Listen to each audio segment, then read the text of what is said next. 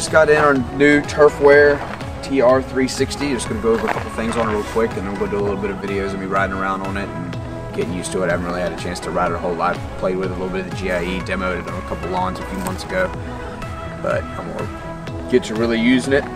Just go over a couple things on it real quick before we get started. So come to that, got a pretty big hopper, bigger than any machine this size that I've ever been on and ever seen. It does come with the optional splitter, so you can run two different products at the same time if you want. It's got two adjustments up here at the top where you can adjust how much is coming out of each one. So you got two products that go down at different rates. You can do them at different rates. And if you want to take it out, it's pretty easy. It's just got 4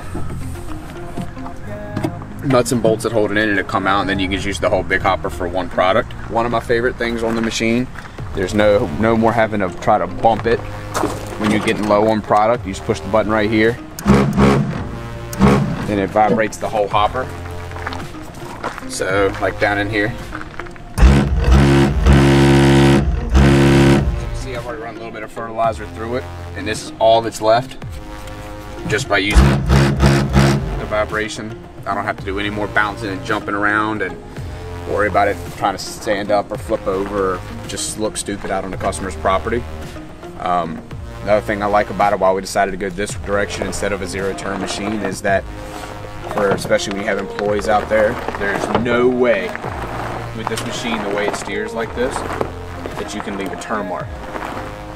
You can't leave the big round spots in the middle of the R where when they turn around real hard and zip around on the zero-turn machines, it leaves a spot where it rips up the grass that the customers call and complain because we leave them big divots and turn marks in their yard.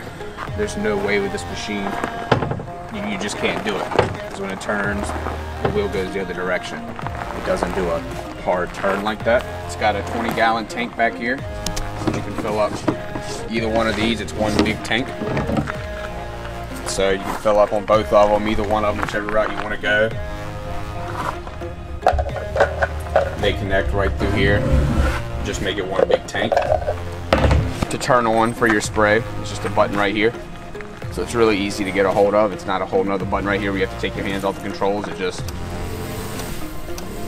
like that, it sprays. Another real big thing for me on this machine, what I like about this is that there's no belts, there's no chains, there's no anything. Everything is pump and motor driven. So you don't have to worry about being out on the yard and the drive belt goes out or something like that, and then you're stuck and you're down for the day.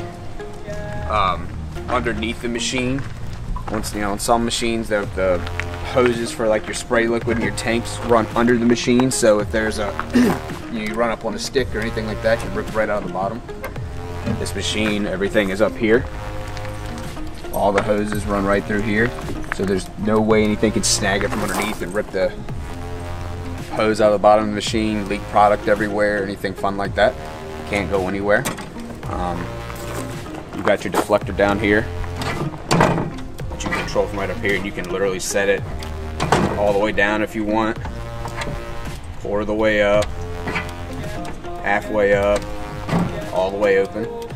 So you can decide how far or how much you're going to sling out of that side.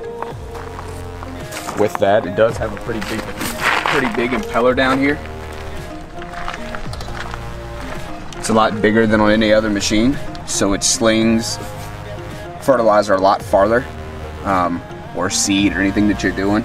Most machines I've ever been on the seed, especially with grass seed, it's hard to get it to sling more than about 4 or 5 feet. This thing will sling it a pretty good ways, just because it's such, I guess just because it's such a bigger impeller.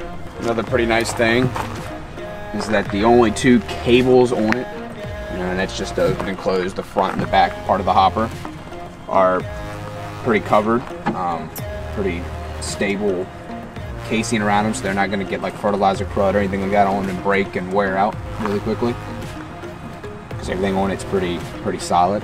It is pretty easy also just to go from wide, which is your 9-foot wide spray up there, you just turn it, go down to narrow, which is going to be I think 4, maybe 4.5 feet, or you can go all the way over and do wand, and then you can spray right out of that.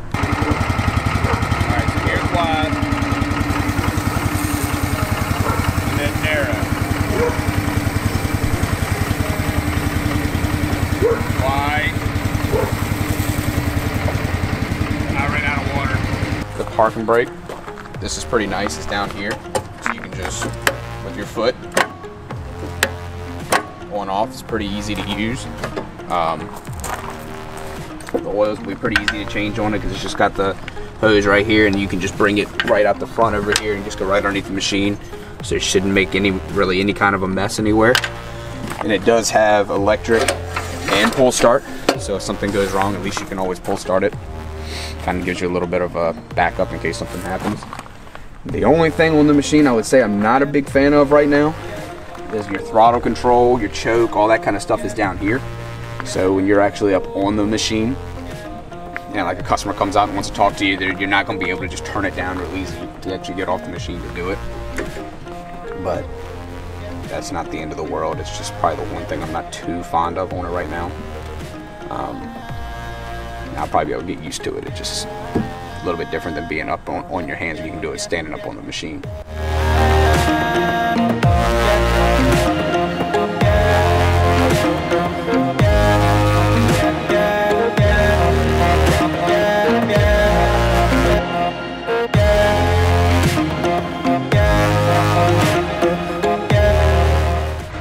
Alright, so now we're going to work on getting it calibrated. So we've measured out 111 feet.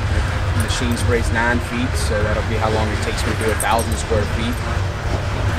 And then we'll go from there on measuring out how much water, at what pressure, put out enough product to do what I want to do.